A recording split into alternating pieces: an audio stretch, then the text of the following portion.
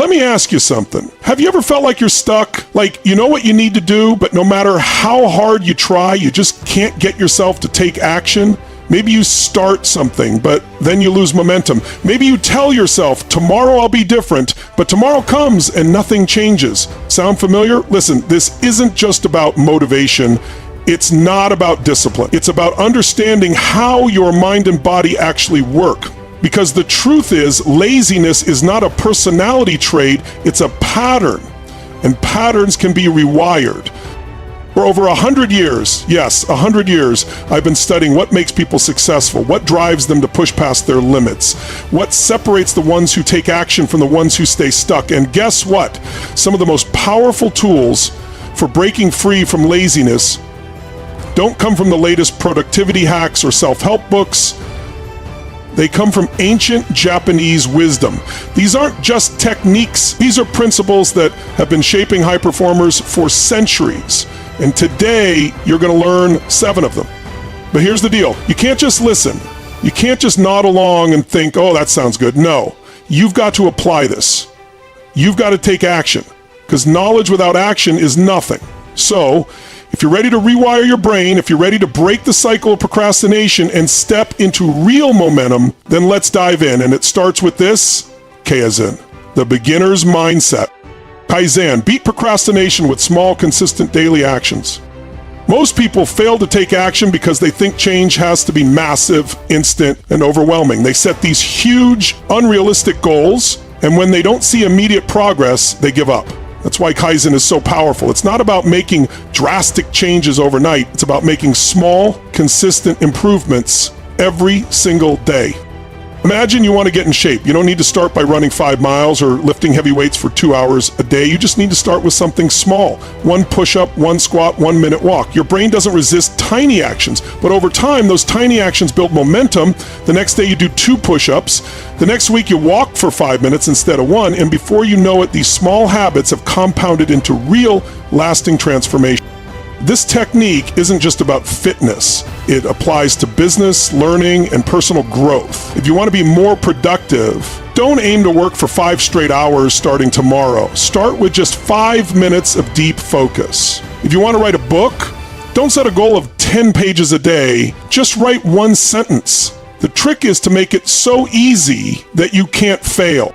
Kaizen works because it bypasses the brain's fear response. When you try to force big changes, your brain sees it as a threat and triggers resistance. But when you take micro accessions, your brain doesn't even register it as a challenge. You sneak past the resistance, and before you know it, progress is happening naturally. Think about brushing your teeth. You don't wake up debating whether you should do it or not. It's automatic. That's how habits work. They start with tiny actions that are easy to repeat until they become second nature. The first few steps are hard, but once the habit is in place, it runs on autopilot. There's also a deep psychological advantage to Kaizen. When people set big goals and don't reach them, they feel like failures. That failure kills momentum and they stop trying altogether. But with Kaizen, success is guaranteed because the goal is so small that it's impossible to fail. Every time you complete a micro task, you win. And winning, even in tiny ways, creates confidence, momentum, and progress. A practical way to implement Kaizen is the 1% rule. Focus on getting just 1% better every day. If you improve by just 1% daily, you'll be 37 times better in a year. The numbers don't lie. This is how champions, elite athletes, and top performers operate. They don't try to change everything at once. They just get a little bit better consistently every day. So stop waiting for the perfect moment. Stop setting massive goals that overwhelm you. Start ridiculously small. Make progress impossible to miss, because once you start moving, the hardest part is already over. Ikigai, find your purpose to eliminate laziness at its root. Laziness is not a lack of discipline, it's a lack of purpose. When people don't have a strong reason to act, they drift, they procrastinate, they get stuck in cycles of distraction. But when you have a clear purpose, something that excites you, something that matters, laziness disappears. Ikigai is the Japanese concept of finding your reason for being. It's the thing that gets you out of bed in the morning, the work that fuels your soul, the mission that makes every effort feel worthwhile. When you have Ikigai, motivation is no longer something you force, it's something that flows naturally. Ikigai isn't just about passion, it's about finding the intersection of 4 key things. What you love, what you're good at, what the world needs, what you can get paid for. When all 4 align, you have a purpose that sustains you, not just financially, but emotionally and spiritually. Most people struggle with laziness because they're disconnected from their purpose. They're doing work that doesn't excite them, following routines that don't inspire them. They wake up every day without a strong why, and that lack of direction leads to procrastination, burnout, and frustration. Think about a time when you were truly excited about something. Maybe it was a project, a hobby, or an opportunity that fired you up. You didn't have to force yourself to do it. You wanted to do it. You lost track of time. That's what happens when you operate within your Ikigai. Work stops feeling like a burden and starts feeling like a mission. But finding Ikigai isn't about waiting for a magical aha moment. It requires experimentation. You have to explore, try new things, follow your curiosity, take action, even when you're unsure. Too many people wait for their passion to appear instead of creating it through experience. The first step is self-awareness. Ask yourself, what excites me? What could I spend hours doing without getting bored? What problems do I love solving? What skills come naturally to me? What do people come to me for advice on? The answers to these questions hold clues to your Ikigai. Next, start taking small actions in that direction. If you love music, start playing again. If you're passionate about fitness, help someone get in shape. If business excites you, start a small side project. Ikigai doesn't reveal itself in thought, it reveals itself in action. The more you explore, the clearer it becomes. The biggest mistake people make is settling. They accept jobs they hate, routines that drain them, and lifestyles that don't inspire them. Then they wonder why they feel unmotivated. But laziness isn't the problem. The lack of meaning is. Change that, and everything else shifts.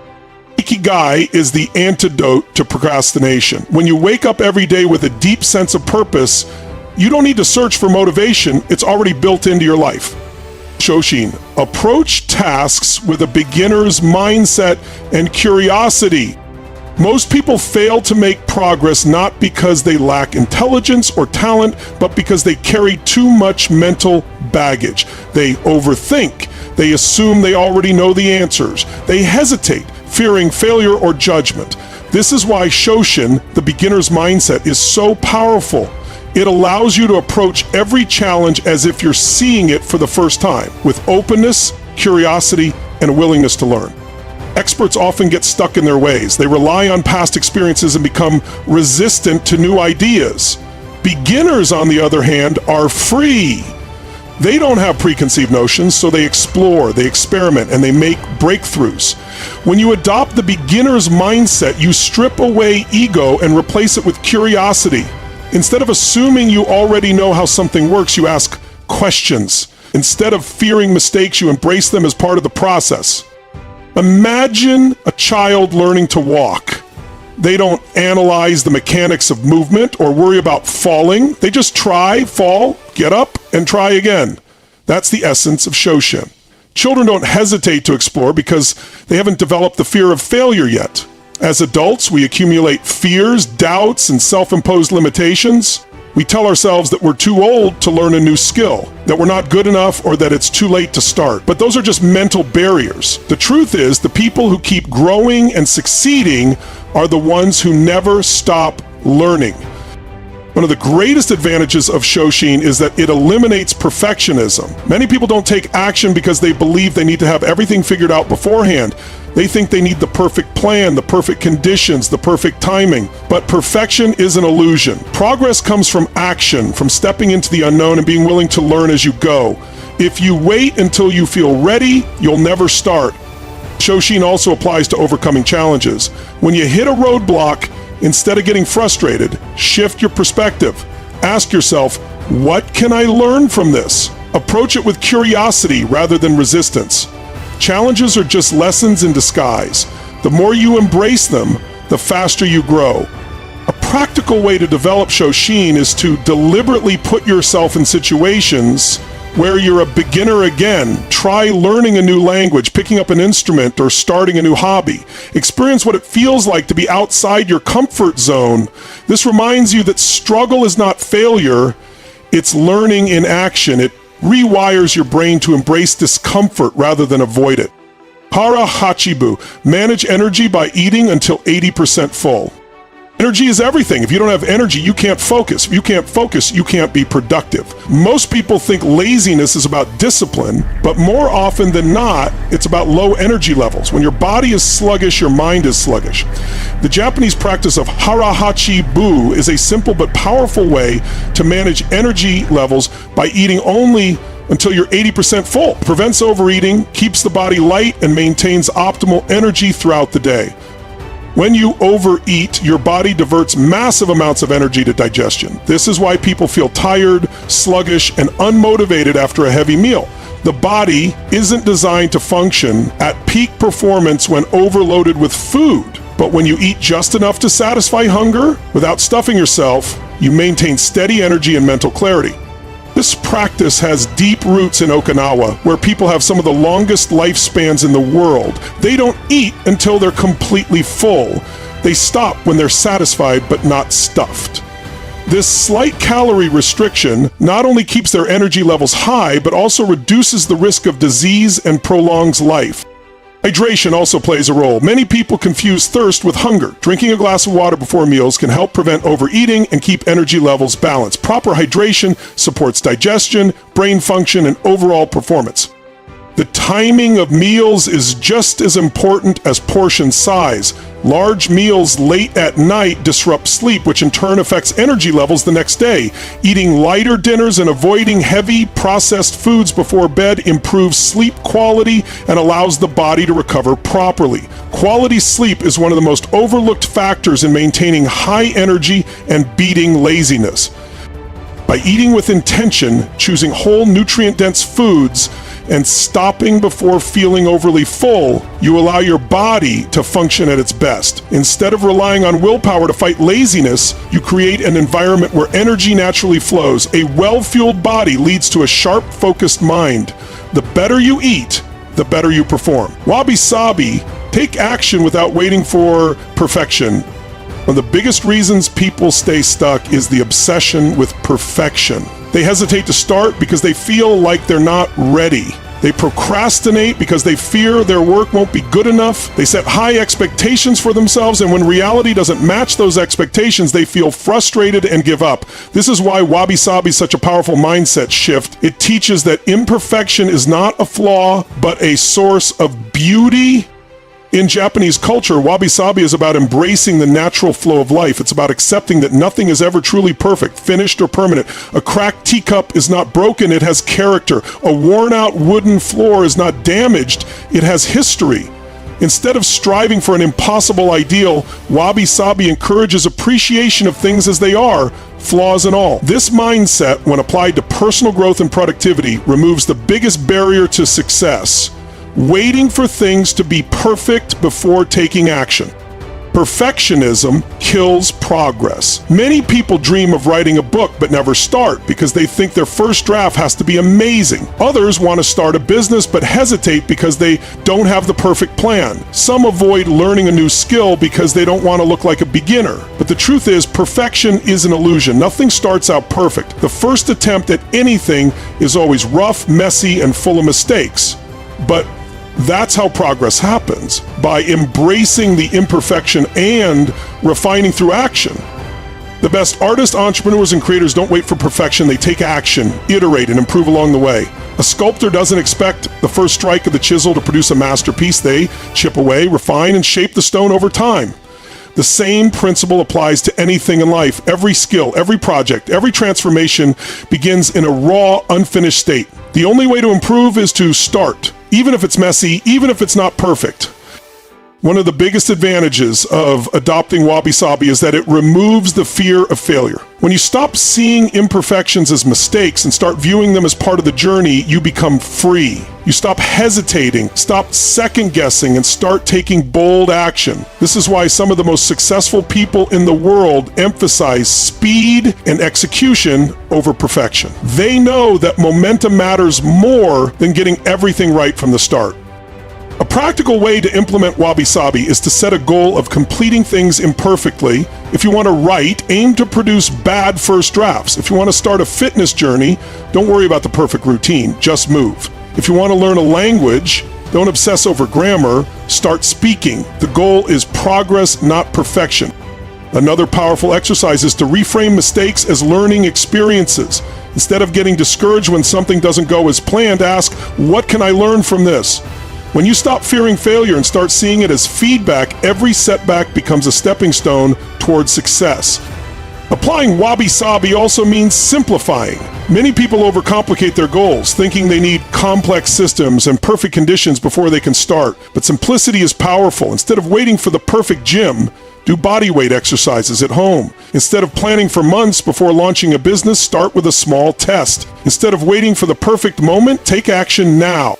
The reality is nothing is ever truly finished. There will always be improvements to make, skills to refine, and lessons to learn. But you can't get better if you don't start. The beauty of Wabi-Sabi is that it allows you to move forward without the weight of unrealistic expectations. It teaches you to embrace imperfection, take action despite uncertainty, and trust that growth happens in the process. Pomodoro technique. Use focused 25-minute work sessions with short breaks. Laziness is not always about a lack of motivation. Sometimes it's about feeling overwhelmed. When a task feels too big, too difficult, or too time-consuming, the brain resists starting. This is why the Pomodoro technique is so effective. It breaks work into small, manageable chunks, making it easier to start and stay focused. The human brain is not designed for long, uninterrupted hours of concentration. After a certain point, focus diminishes, distractions creep in, and productivity drops. The Pomodoro technique solves this by working with the brain's natural rhythm instead of against it. The method is simple. Work for 25 minutes, then take a 5-minute break. Repeat this cycle 4 times, then take a longer break. This structure has multiple psychological advantages. First, it eliminates the intimidation factor of big tasks. If you have a major project to complete, instead of thinking about the entire workload, you only focus on the next 25 minutes. That feels achievable. The hardest part of any task is getting started, and the Pomodoro technique makes starting easy by lowering the mental barrier. Second, the technique creates a sense of urgency. When time is limited, the brain naturally focuses better. A 25-minute countdown signals that there's no time for distractions, forcing you to dive in. This is similar to the way students often work best under deadlines. When the clock is ticking, focus sharpens. The Pomodoro technique also prevents burnout. Many people try to power through hours of work without breaks, thinking they'll get more done. But the brain has limits. After a certain point, productivity declines and mistakes increase. Short, scheduled breaks allow the brain to reset, keeping energy and concentration levels high throughout the day. One of the best ways to implement this technique is to eliminate distractions during each 25-minute session. Turn off notifications, put your phone on silent, and create a distraction-free work environment. Treat the 25-minute block as a sacred focus period where nothing else matters. Then use the 5-minute break to step away, stretch, or reset before the next round. Another advantage of the Pomodoro technique is that it builds momentum. Many people struggle with laziness because they feel unproductive, which creates a cycle of avoidance. But when you complete even a single 25-minute session, you feel a sense of accomplishment. That small win fuels motivation, making it easier to continue. Success. This method is also flexible. If 25 minutes feels too long, start with 10 or 15 minutes. The key is to set a short, specific time frame that feels doable. The goal is not perfection, it's consistency. The more you use the technique, the easier it becomes to stay focused for longer periods. Another way to make the Pomodoro technique even more effective is to set clear, specific goals for each session. Instead of saying, I'll work on this project, define exactly what you'll accomplish in that 25-minute block. The more precise your goal, the more productive you'll be. The technique also works well for overcoming procrastination. If there's a task you've been avoiding, tell yourself you only work on it for one Pomodoro session. Often, just getting started is enough to break through resistance. Once you begin, you'll likely find it easier to keep going. By structuring work into focused intervals with regular breaks, the Pomodoro technique turns overwhelming tasks into manageable ones. It makes starting easy, keeps focus sharp, and prevents burnout, allowing you to stay productive without feeling exhausted. Shinrin-yoku, reduce stress and boost energy through nature immersion.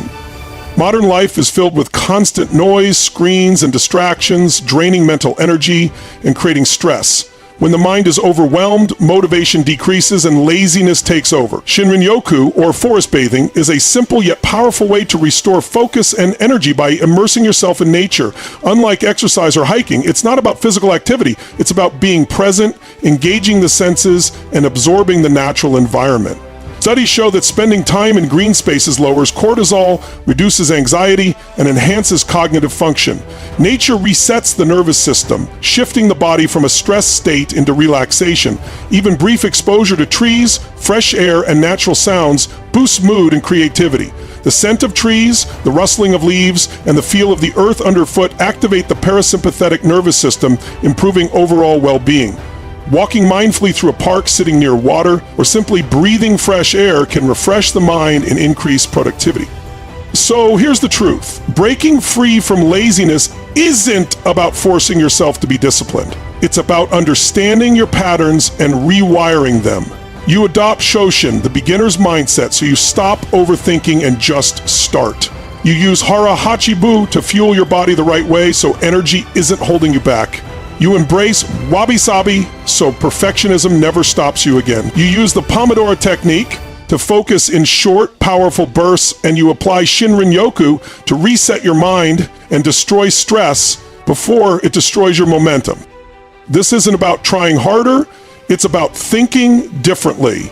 It's about shifting your approach so that laziness isn't even an option anymore. Because when you implement these techniques, when you make them a part of who you are, you don't have to fight for motivation. It just becomes automatic. And that's when everything changes. Now, if you got any value from this, don't just sit there. Hit that like button, subscribe, and drop a comment below telling me which of these techniques you're going to start using today. Because knowledge is only power if you use it. This is Tony Robbins' Track, and I'll see you in the next one. Now go make it happen.